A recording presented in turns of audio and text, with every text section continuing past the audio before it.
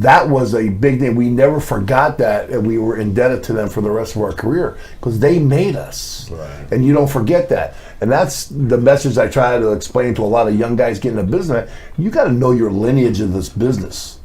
We knew the guys that paved the way for us and appreciate it. There's a lot of people, and he'll tell you going through his camp right now, that don't know jack about wrestling because they see it on TV. They don't know. They don't even know who the Road Warriors were. Oh, really? Oh, come on, bro. Go look, Google tag team or something. But they don't know. You know, which is surprising to me. Yeah. That's one thing. If I have anything out there to teach anybody who wants to go anything from wrestling schools in the future, know the lineage, know the people that paved the way. Right. Because that road getting into somewhere is a lot easier if you already know how to respect somebody. Well, just like Mike was saying, he's watching tapes and he's learning. So you're running nuts. But it's nuts to think of this way. Like he's saying, people don't know the lineage. I had to look in a magazine, write a letter to another company to send me a catalog, to then send a check to get a VHS tape in the mail. Now it's at their fingertips and they don't know the history. It drives me nuts. Now you're running How do you not know it? I know. It's so much easier. But you're running a school, and today's wrestling, honestly, 150 pounders, 160 pounders, you're still in the game too, twice the size of these guys. But how do you stay positive, right? Because you got people just looking. I understand, and don't get me wrong, I don't care if somebody's 150 or 160 pounds. All I care about personally is if they look like an athlete. Mm-hmm. Because there's 150, there's 160 pounder that plays that is an MMA fighter, and they still look like a badass, right? So look like some kind of athlete. You know what I mean? Like if you are 160 pounds and do a bunch of flips, but you don't look like a gymnast because they're all shredded, then why are you 160 pounds doing flips? Hey, what's your take on bigger guys who are not necessarily cut, but can wrestle their ass off like a Kevin Owens?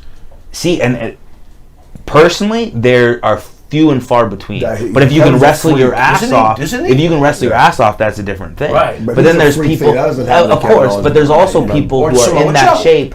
But there are people that are in that shape that aren't at the level of them. Right. That also try to be like, well, I can be in this shape and I can do this because of him and them. But those are two very special people, right? Not only, Samoa Joe and Kevin Owens might not be your typical pro wrestler, but still you look at them and they look like they can do some damage. Yeah, they look like they're going to beat your ass. That's what I mean. So that's in a different beings can relate to them. That's the whole thing, is getting rid of it. Right. One thing Hawk and I were able to do, we learned this a lot from Paul Ellering, right? He was a real shoot manager. We were able, almost through 2.5 decades, change with the times. If you can our gimmick was so far ahead of this time, it would still be hot today, because if Hawk were alive, because of it was just so far ahead with the face paint and the spike shoulder pads, and look at Kiss. They're still having a 15-year retirement tour. Mm-hmm. You know what I mean? Yeah. And so we were, but there's very few rare things in this business like that. But if you're able to change your time, like we were talking the other this morning, while we were standing at the airport waiting, you got guys like, God bless him, Ricochet, great athlete. Mm-hmm. 15,000 flying head scissors in a match. Mm-hmm. I said on my podcast one time, why do you do 15 of them? Why not just do a few of them when the timing's right, or do a dive over the top rope and do the... Or how about when a finisher's a finisher? It's like everybody kicks out of every finisher do the triple Lindy flip off the top rope onto the floor when it means something. Don't do it for 15 high spots. They are doing things now. It's almost like monkey see, monkey do in the business. They do it because it's a hot thing right now. They act like it's brand new. You know what? Go Google a tape from 25 years ago. On a WWF, you'll see me dive over the top rope onto the freaking... I forget who it was, Earthquake and Typhoon on the floor. I was 320 pounds doing it, not 150 pounds doing it. Yeah, but Animal, don't you think it's today's audience that's a problem too? This is what I was going to counter with. Yeah. As much as it would be great if we could bring back some of the older strategies of pro wrestling, but I also feel it's a part and parcel thing. Mm-hmm. And within today's time, you got to understand that we don't. So, for instance, I remember talking to D'Lo, because he is an agent at Impact, and I said, hey, you guys whipped each other off a lot. Why? And they said, well, we wanted to keep it moving because people could turn the channel to WCW. Right. And that made sense to me. But now, we're not fighting that, we're fighting this.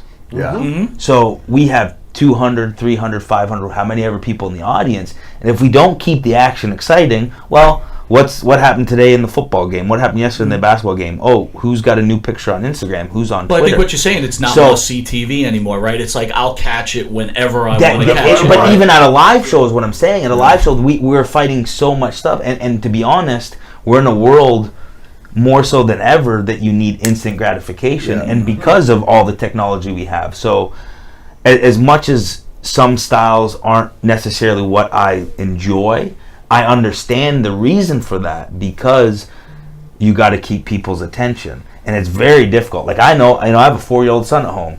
It's hard to get his attention away. Sure. Like, hey, you're doing this, get your attention here, and then I finally get his attention. It's just there's always something that can. But isn't it also a problem that they're not making stars anymore? Like the WWE is about the company, which makes sense, right? You don't want to build an animal anymore because animal can go somewhere else. Right? It can hold you up. I don't think it's sustaining. I don't think creating one star is sustaining anymore, because right now we're in a time where people get injured more often because of the high risk, because of stricter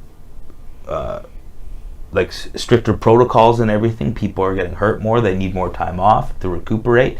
If you make one star and they have to take time off, it's not as decent as if the company is a brand. Sure. So as much as think about it this way.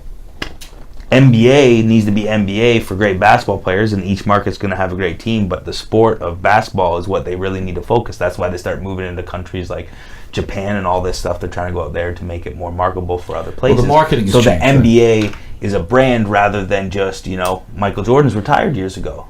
And as much as they try to put LeBron as that one top star, there's always going to be people, I don't like LeBron, I like this guy. But Michael Jordan was kind of one of those worldly renowned basketball players, so he could be the star. And I just feel like everything has changed, and I really think it's just society is everything is at your fingertips, so you can lose that distraction. I mean, that's every sport. Growing up, if you liked hockey, Wayne Gretzky was your guy. You could like whoever played on your team, but everybody looked up to Wayne Gretzky. Right.